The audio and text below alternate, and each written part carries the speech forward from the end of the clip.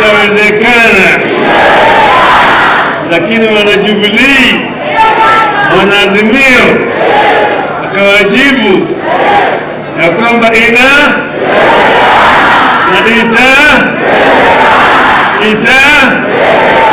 zimefanyika sasa. Jubilee imefanya wajafanya, Azimio imefurahi hajafurahi. Sisi tumekuja hapa kama wanaazimio kuunga mkono ndugu wetu hapa wa Jubilee. Nataka kutoa shukrani sana kwa ndugu yangu Uhuru Kenyatta kwa kusimama imara na kuhepa vitisho vyote na kusema ya kwamba Jubilee itafanya mkutano siku ya leo. Sasa mimi nimesimama hapa kama mwanaazimio. Nataka kuongea sasa kwa niaba ya Azimio yote. Kuna maneno ambayo mimi nataka kuongea na wale wengine huko. Nitaongea kwanza kwa Kimombo ili msikie vizuri, baadaye nitafanya Kiswahili kidogo. On behalf of Azimio, I am honored to join you at this special National Delegates Convention of Jubilee Party, which also serves to kick off the rejuvenation of all Azimio parties. As a coalition, we recognize that we are only as strong as our constituent parties. A strong Jubilee is therefore as strong as Azimio. Let me take this early opportunity to thank members of Jubilee Party for the passion with which they embraced my campaign and the votes they cast for me as presidential candidate in the face of monumental fraud and lies. I don't take it for granted that millions of voters woke up at dawn in Mount Kenya and other parts of the country, lined up for hours and trusted me with their future by voting for me. I urge you not to give up on that dream of a regime governed by empathy for citizens, honesty and accountability, as opposed to the lies Kenya Kwanza sold and continue to sell. The Jubilee Party carries a special significance to us in Azimio precisely because of attacks it has endured and efforts of the state to kill or co-opt it forcibly into Kenya Kwanza. Should Jubilee be subdued, multi-party democracy will be under serious threat in our country. Accountability will be severely compromised. Uncouth manners and barbaric politics will be cemented in huge sections of our land where leaders with such credentials want to hold sway.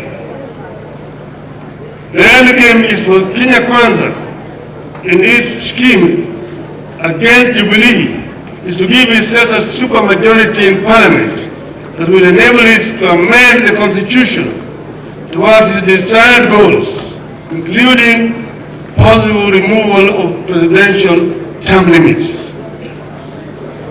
In this, the regime is walking on a well-trodden path. Kenya Kwanza is working on an arrangement similar to that of 1964 that saw KADU walk across the aisle and join KANU without its members of parliament having to seek fresh mandate.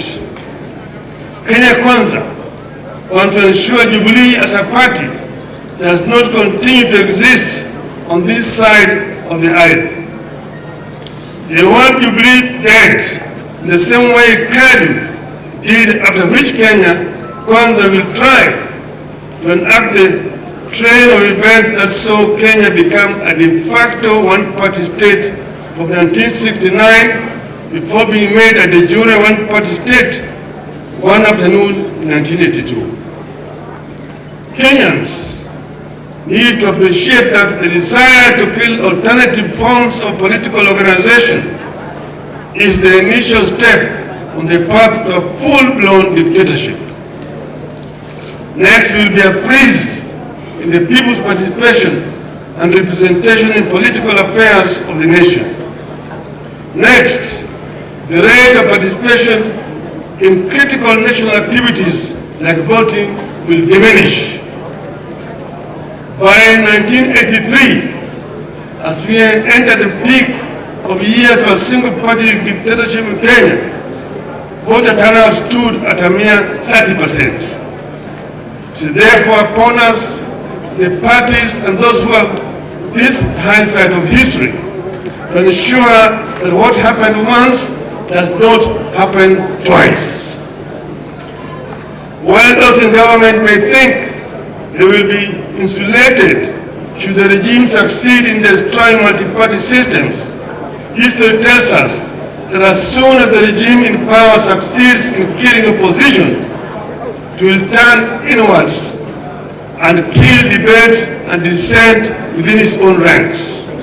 The governing party will become a tool of the office of the president to manage opposition from within and without. When that happens, only one voice will matter, that of the president. Even those politicians who now think they wield power in the government party will not know where they lost the plot. The people trying to kill or take over Jubilee and hand it over to Kenya Kwanza may not be fully aware of the complex schemes being plotted by their sponsors. They are mere pawns in a game that will eventually consume them.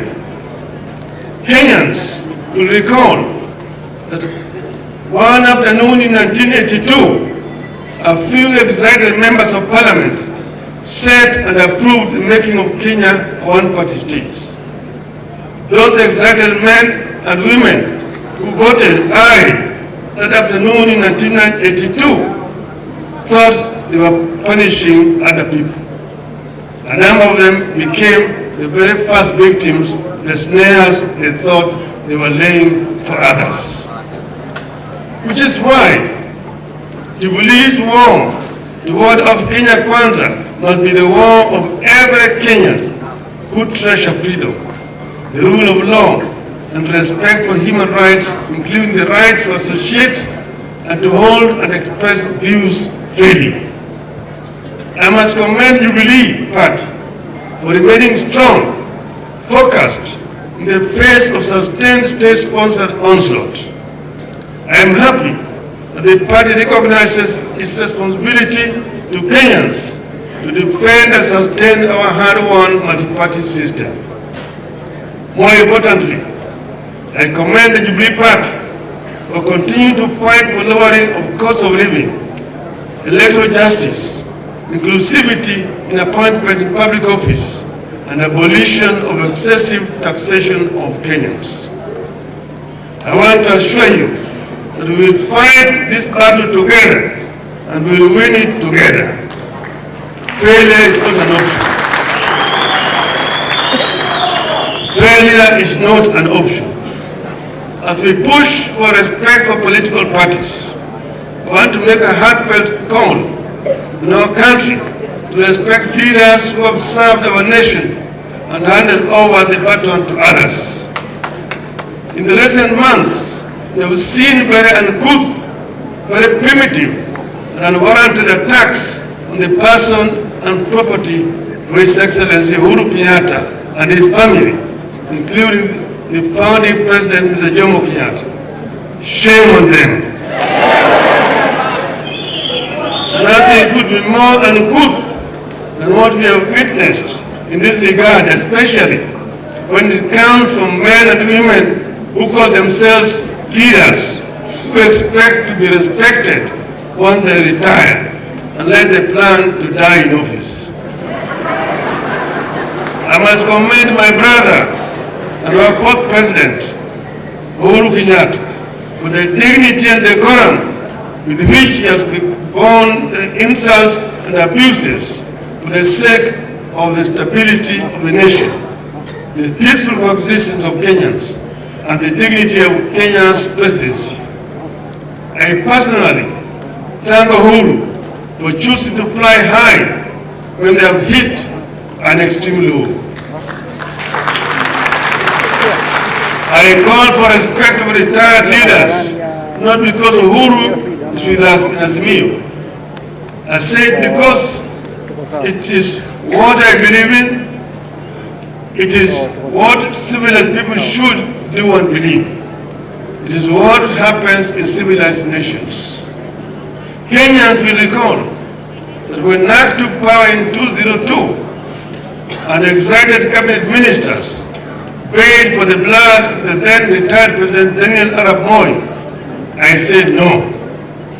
I said no to the intended frustration of a man who had held various leadership positions right from before independence, ending up as our president for 24 years. As I said when we launched Azimio in Nakuru on 16th of August 2021, we must cleanse this land of the spirit of anger and bitterness, revenge and entitlement that the presidency continues to ooze. We must also build electoral systems that are resilient, transparent, accountable, and respect the wishes of the voters as expressed at the ballot. We believe that when leaders and governments lack popular support, as is presently the case, accountability, empathy, democracy, and good governance cannot be expected, and the nation cannot move forward. This is the tragedy that afflicts this country today. It is the reason enough for that well-known primitive voice, in Kenya Kwanza, to stop losing sleep over an imaginary handshake. Kenya Kwanza is too shady to be embraced.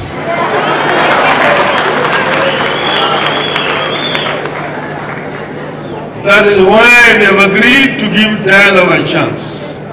We embrace the talks to secure a good deal for Kenyans, and if the deal will not be forthcoming, Kenyans can be sure we will not pursue vain dialogue. Those who want to take over Jubilee are the same ones who live with the mortal fear over their positions and political future. They are the ones living in the nightmare of a handshake nobody is interested in.